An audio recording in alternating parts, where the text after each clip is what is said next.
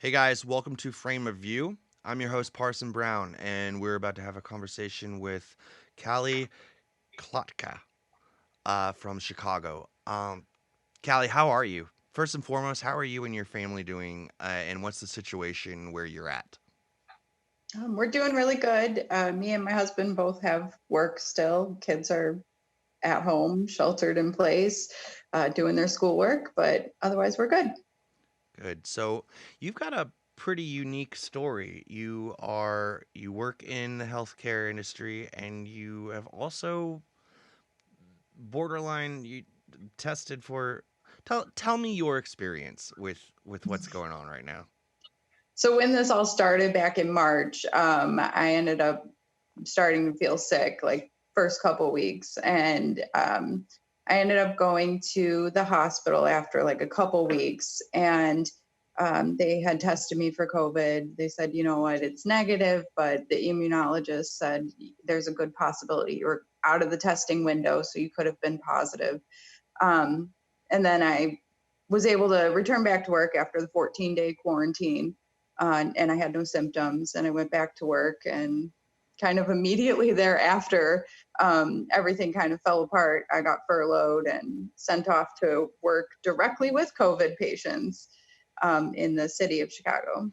So how do you you are well so you're an EEG technician, and that what does that stand for? EEG is a Electroencephalographer. yes, so you work full time in the health industry. You're one of those people that is always in an environment that would be potentially at risk.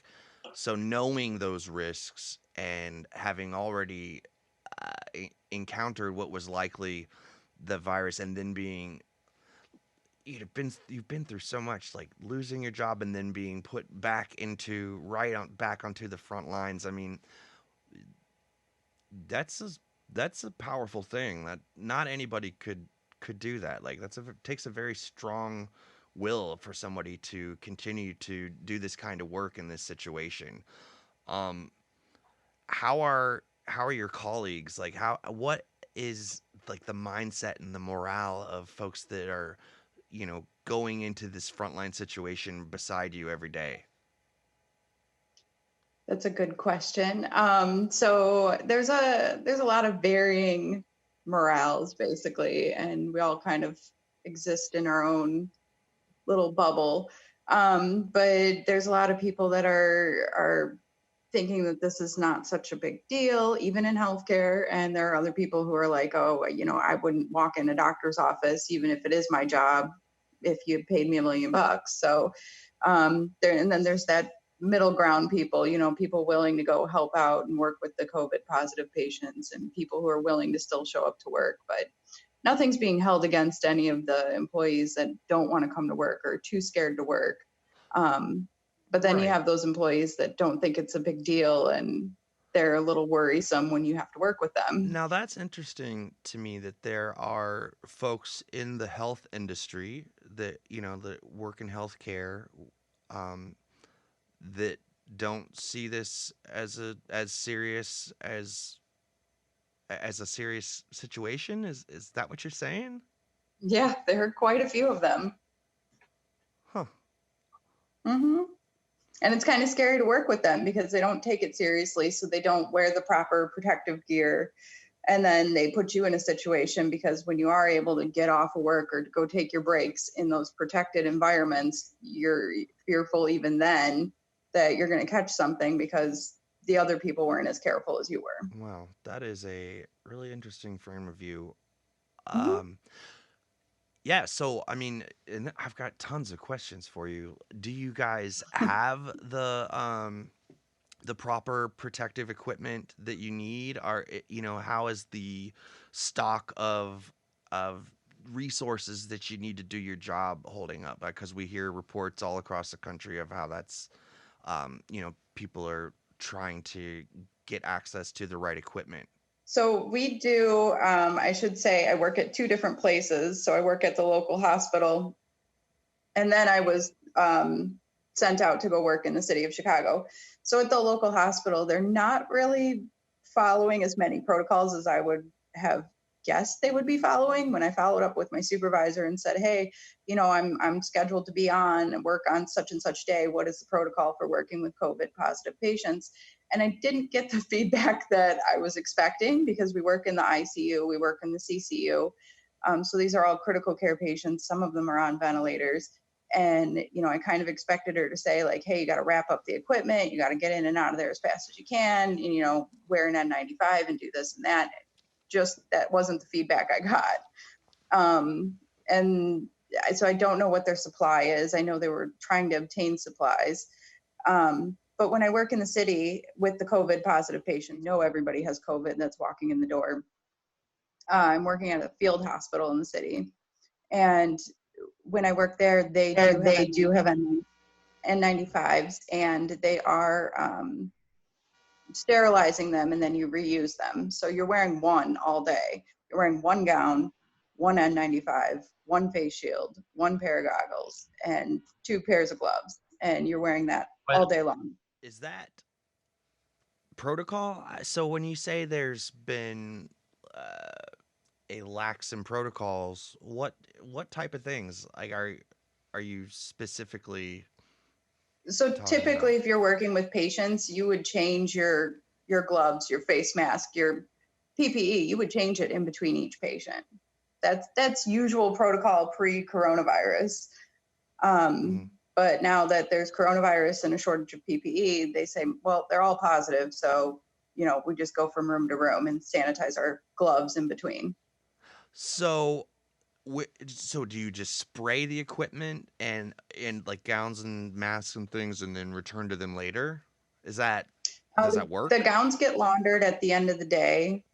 The gloves, you just use hand sanitizer in between. The masks are getting sterilized before your next shift. But you're wearing the same mask again the second day after it's been sterilized with the UV light. So you're hoping that it still fits, that it hasn't been stretched out from the previous day. Oh my gosh. I Yeah, it's fun. I can't imagine.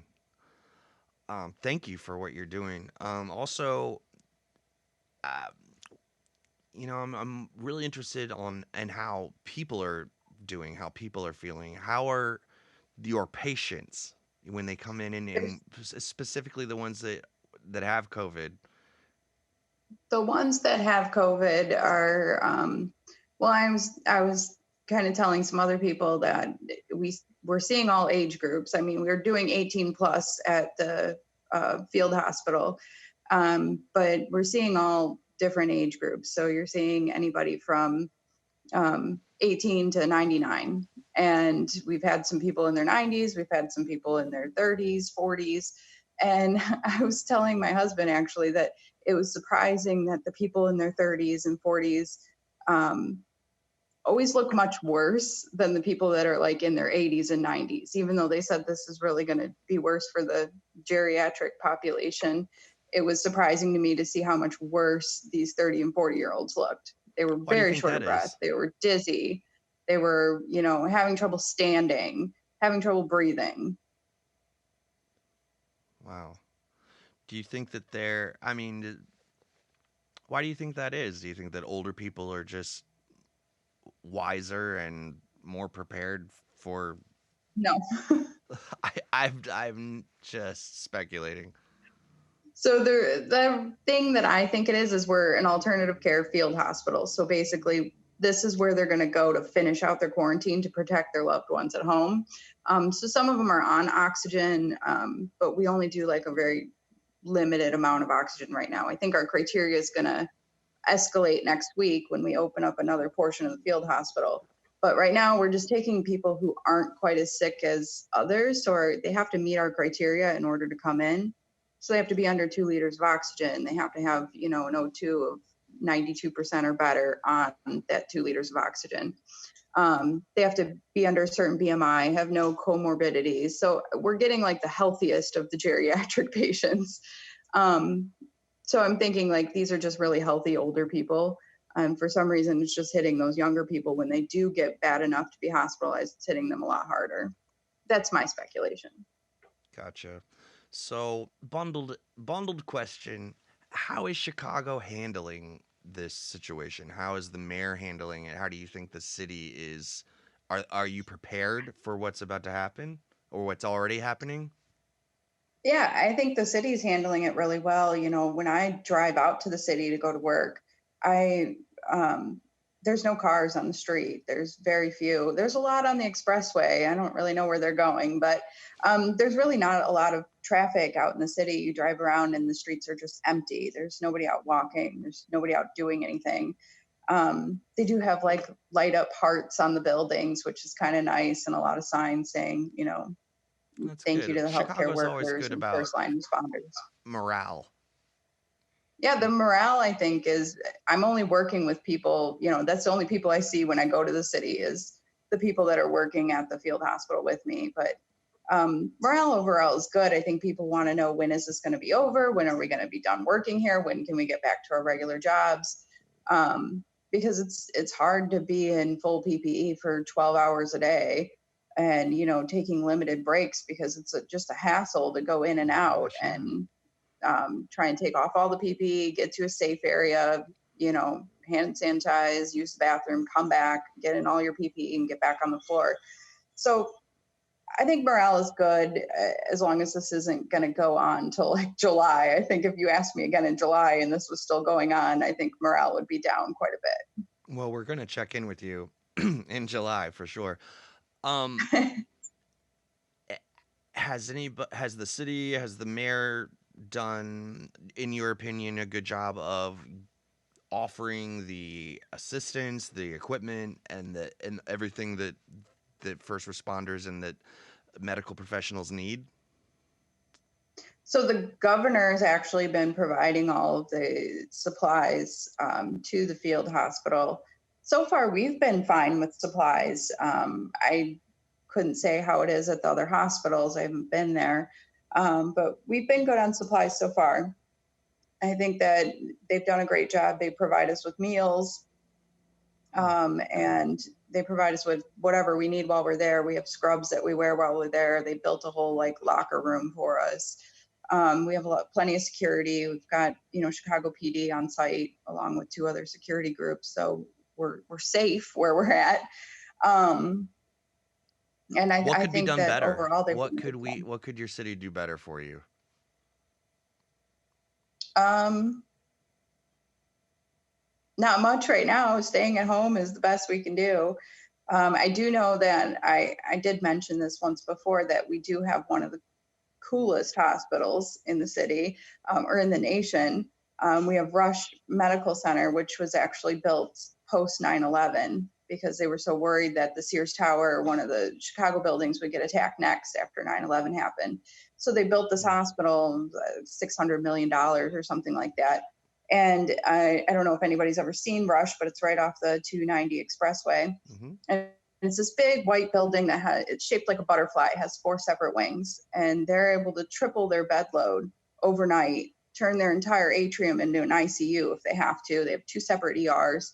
So our hospitals haven't hit capacity, but I think that's in part due to this Rush Medical Center that is built for mass casualties. Wow, that's impressive, and Yeah. in sort of a scary way, but yeah, that's really is interesting. So tell me about McCormick Place. What's going on there? So um, McCormick Place is about 2,000 beds currently. We're only using 500 at this time. That's not how many patients we have, that's just how many beds we have available. Um, and we're taking, like I said, the people who just need to finish out their quarantine, keep their family safe, keep them from having to return and get somebody else sick. So a lot of them are only there for like 4 or 5 days, and then they get to go home. If they do get worse, they have to go back to the hospital, but we're hoping that will change next week because they built a whole nother floor with another 1,000 beds. And that's supposed to open on Wednesday. And we're going to be able to take patients that have a higher acuity or a higher need for care. So maybe they need more oxygen, or maybe their sats are lower. And we'll be able to take them on and help the local hospitals out. Well, it's been reported that there have been some issues happening with what's going on with the McCormick Place, like some troubles. Have you noticed anything that could be remedied? I think there's, like I said, the staff mentality. Some of that could be fixed. Um, I don't know if those are the issues that you're thinking of, but there was some issues with some staff that they did leave the premises after that, but some of them thought that Was COVID that was a because they didn't hoax. feel safe, or Yeah, I think we feel safe. We have, like I said, there's Chicago PD on the floor with us, along with two different security agencies. So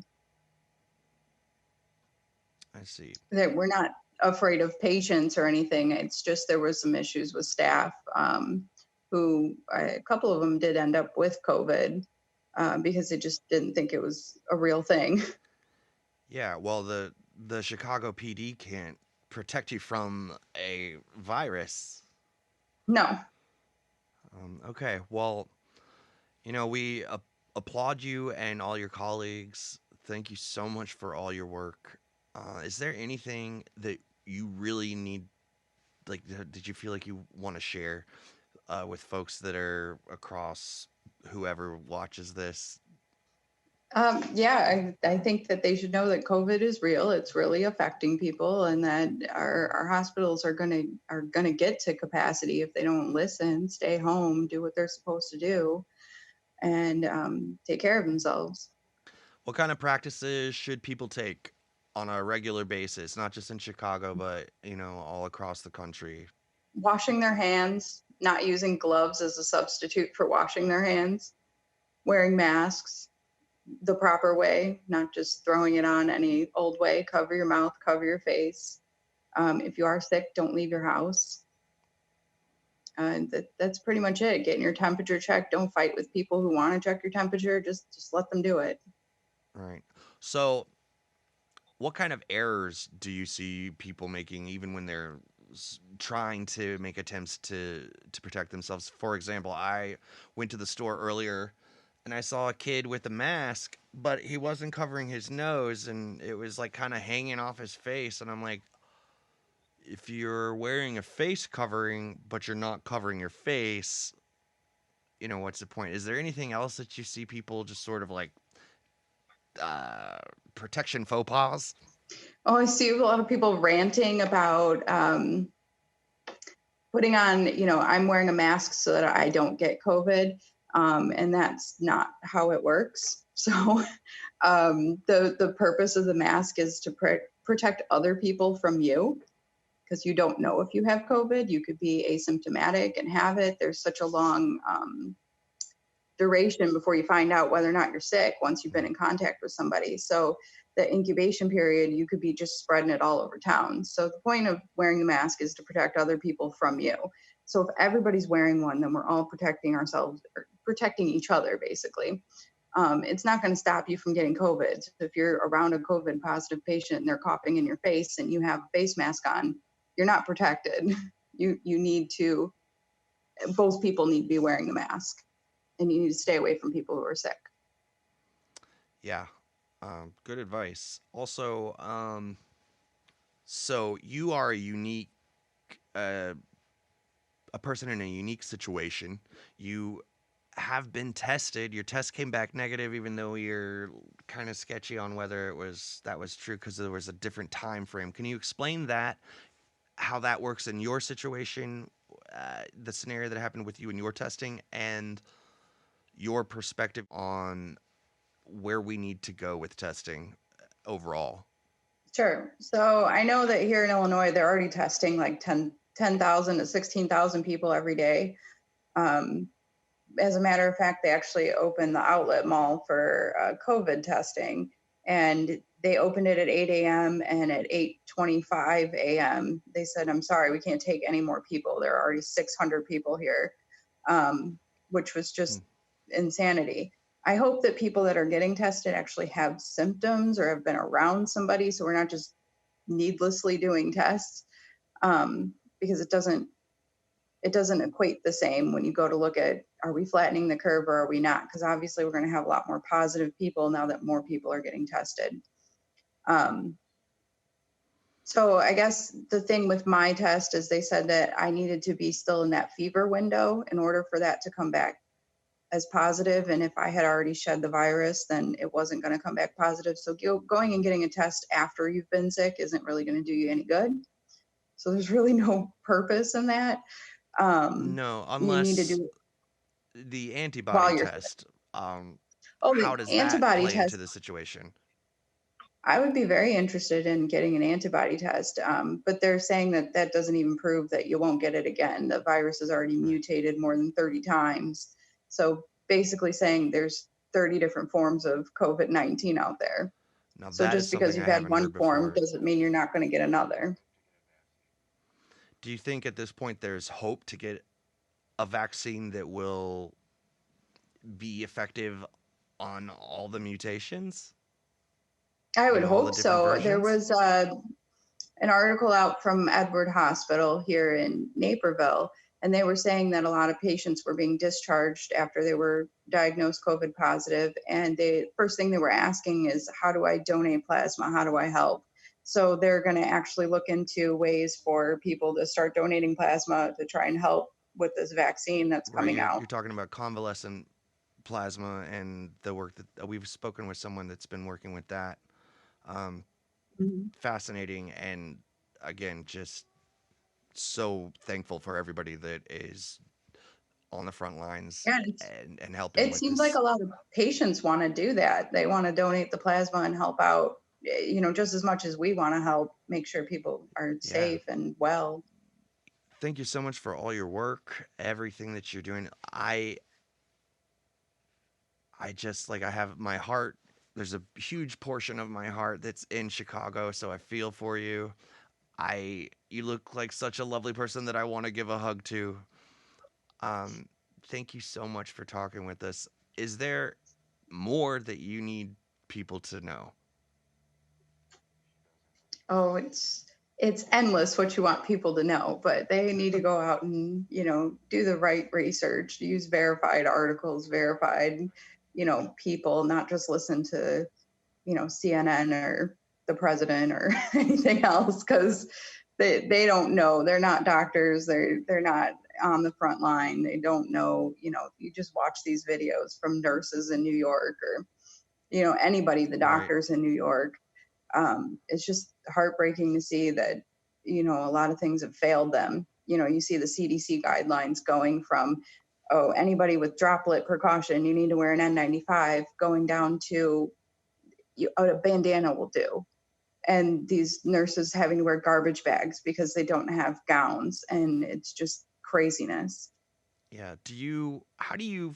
What's your frame of view on how the media has portrayed this situation and, how is affecting people in your profession day to day?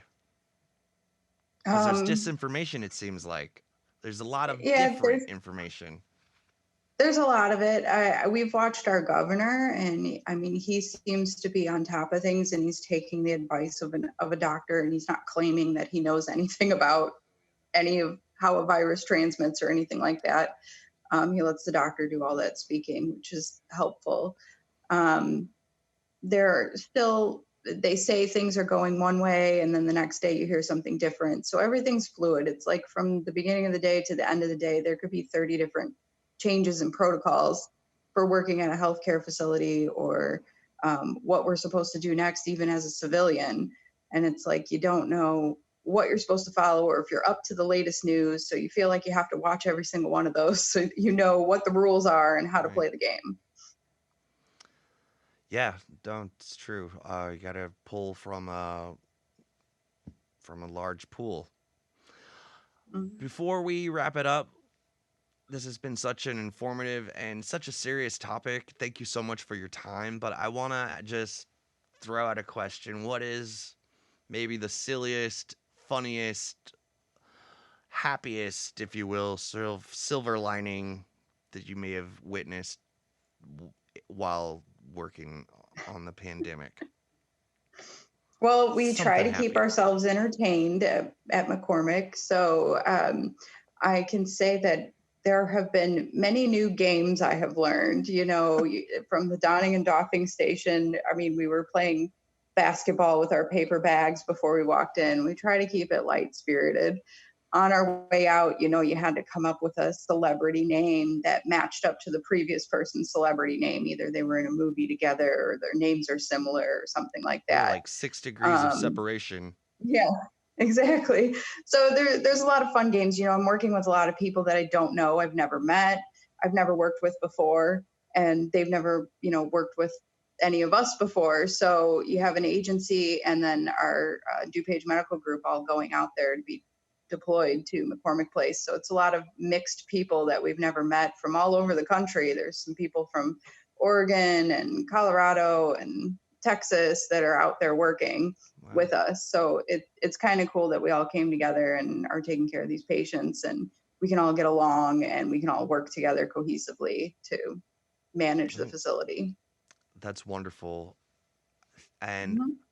and we just send our thanks and our love to you and everybody that you've been working with. Thank you so much for everything. And we're gonna wrap this up. But if you've got social media stuff, like let us know. We will share all of your information. And if there's anybody that you know that wants to talk with us, send them our way. Or if you want to call us again, anytime. Cool. Yeah, and I did send a video to Nate of the Yes. governor and Tammy Duckworth and Mayor Lightfoot all touring the facility. It was the same day I was there, but we didn't get to meet them. We were downstairs in the hot zone while they were upstairs checking out our new digs for next week. Um, if you had one question for Mayor Lightfoot, if you wanted me to ask her one question, what would it be? Um, Geez, that's a good Because question. I will I call already anybody. know she's enjoying all the memes of her. Um, I don't know how does she keep it so light and airy? I guess because she's certainly having a good time, coming up with new commercials to put out there. Even You're not the only person from Chicago that has expressed those sentiments. All right. Callie, thank you so much. We really appreciate your time. Please come back yeah, and talk to us. Keep in touch so that we know that you're okay. And give our love to your colleagues and everybody around you. Stay safe. We love you for the work you're doing. awesome. Thank you. Thank you. All right, thank you so much for joining us on the Frame of View. I'm your host Parson Brown, and we just had a great conversation with Callie Klotka. She's a medical professional in Chicago, Illinois, and she's on the front lines. She's been battling the coronavirus literally with her patients and within her own body, mind, and soul. Thank you so much, Callie, for joining us. If you guys know of someone that has a story that needs to be told, if there's an issue that you think needs to be brought to light, then hit us up because we want to hear your frame of view.